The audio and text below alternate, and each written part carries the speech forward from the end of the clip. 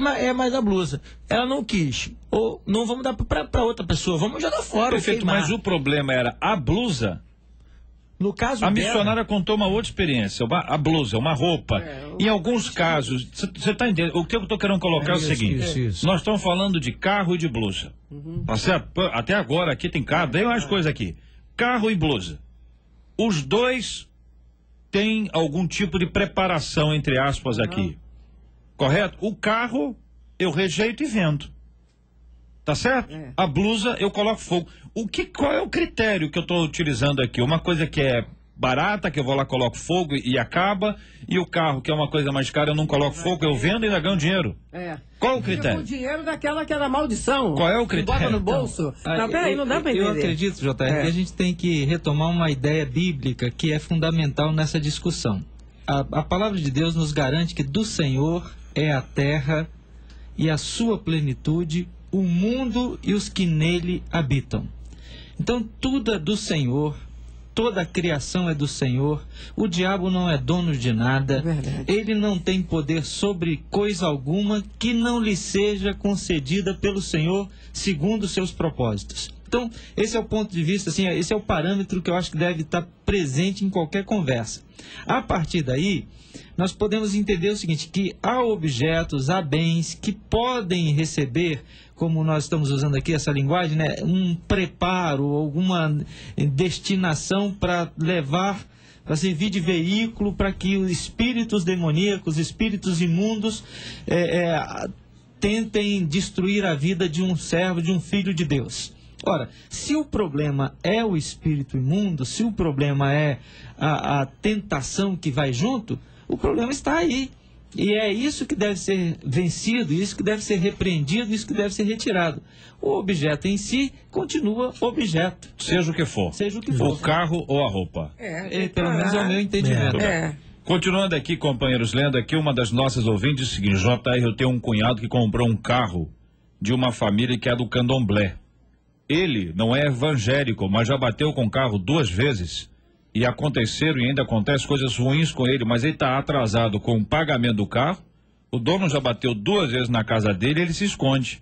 Não consegue emprego em lugar algum, a coisa está feia. Será que ele, como não serve a Cristo, podem estar fazendo macumba para ele?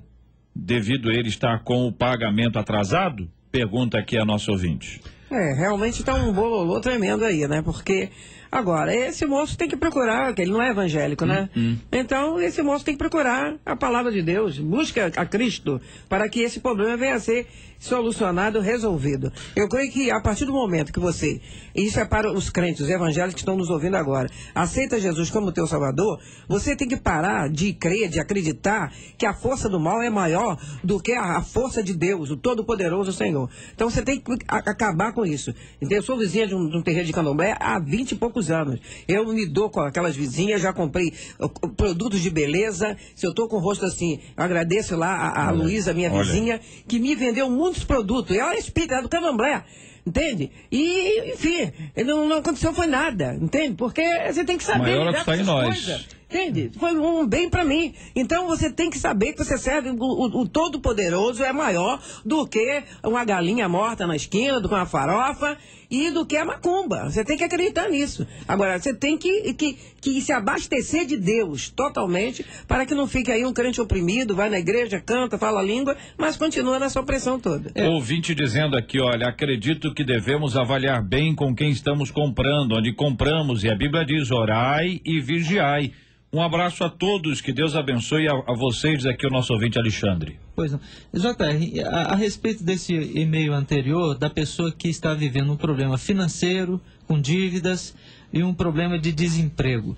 Eu acredito que há crentes que também vivem problemas assim e não crentes. A pobreza atinge muitas vezes um crente e atinge um não crente. Como a prosperidade é dada ao crente, também às vezes é dada ao não crente. Então, acredito que o problema aí é muito mais de organização pessoal para pagar as contas, para não gastar mais do que deve e de capacitação para arranjar o emprego que precisa. Ouvinte dizendo, eu acho que se a gente não estiver com a nossa vida no altar, se a gente não vigiar, não apresentar as nossas vontades a Deus primeiramente, colocar Deus em primeiro lugar sempre Eu creio que qualquer objeto, não necessariamente o carro, mas um simples chaveiro, pode transformar, sim, alguns aspectos de nossas vidas, diz aqui uma de nossas ouvintes. Outro ouvinte dizendo, olha aqui, muitos objetos que compramos ou ganhamos podem estar amaldiçoados e a gente nem sabe. Todo objeto pode ser amaldiçoado se nós não estamos firmados na palavra de Deus. Se nós estivermos marcados pela promessa de Cristo, vivendo o que Deus determinou para nós, qualquer objeto que possivelmente venha amaldiçoado tenha todas as suas amarras quebradas, mesmo sem sabermos por Deus, pois estamos vivendo uma vida verdadeiramente pura e para Deus, diz aqui um ouvinte. Aleluia. Olha, outro ouvinte aqui dizendo, ó, depois que casei, com 2 anos, meus móveis estragaram e quebraram. Não, estragam e quebram. E recebo várias pessoas na minha casa. Isso pode ser inveja? Até mesmo meu porta-retrato com a foto do meu casamento já quebrou 3 vezes. E a foto foi danificada, diz aqui uma querida e amada ouvinte nos acompanhando. JR, às vezes foi como nós estamos aqui falando, as pessoas atribuem aos objetos o poder, mas a Bíblia diz lá no livro de 1 João 3,8 que nosso Deus, Cristo, se manifestou para desfazer, destruir as obras do diabo. Agora, se você comprou um móvel de uma qualidade um pouco inferior, é lógico que com o tempo, às vezes a mulher tem aquele hábito de arrasta móvel para lá, arrasta para cá. Menos né? eu. E aí, daqui a pouco, né, pelo menos acho que eu conheço, a grande maioria, eu mal faço, a casa fica numa mudança total. Eu, por exemplo, eu saio de manhã para dar aula, quando eu chego em casa, a casa já mudou toda. Que é um hábito. Então, assim, às vezes a gente tem que tomar o cuidado de ficar atribuindo, às vezes, é um objeto de passar uma qualidade, o carro eu tô batendo direto, isso aí que é o demônio, não. Eu acho que tem que aprender a dirigir melhor. Tudo bem. Há um episódio, JR, que eu acho que é importante mencionar aqui. Nós tivemos há uns anos atrás, com a crise econômica, uma mudança nas exportações brasileiras, e aí grande parte de produtos que foram produzidos por um frigorífico brasileiro, o líder, que sofreu muito com essa crise, ele não pôde exportar animais que foram abatidos segundo os preceitos da religiosidade islâmica. Teve que vender no mercado interno brasileiro. E todo mundo comeu frango e etc., abatido segundo os ritos de uma religiosidade, sem saber, sem nada. Não aconteceu nada com a gente. Não fez mal pra ninguém. Não, foi gostoso, inclusive. Eu e meu esposo éramos muito felizes, diz aqui a nossa ouvinte, nosso sonho era de sermos pais. Até que um dia minha sogra amaldiçoou o nosso casamento. Caramba. Depois desse dia foram só brigas entre nós, mesmo com a bênção de um filho que Deus nos deu, acabamos com tudo. Hoje estou sofrendo muito com tudo isso, diz aqui uma de nossas queridas ouvintes. Outras ouvintes e outros ouvintes aqui, uma ouvinte dizendo, olha, gosto muito do debate, eu sou ouvinte recente, estou sendo muito abençoada. Meu marido comprou um carro e tudo mudou em nossa vida financeiramente. Tudo muito difícil.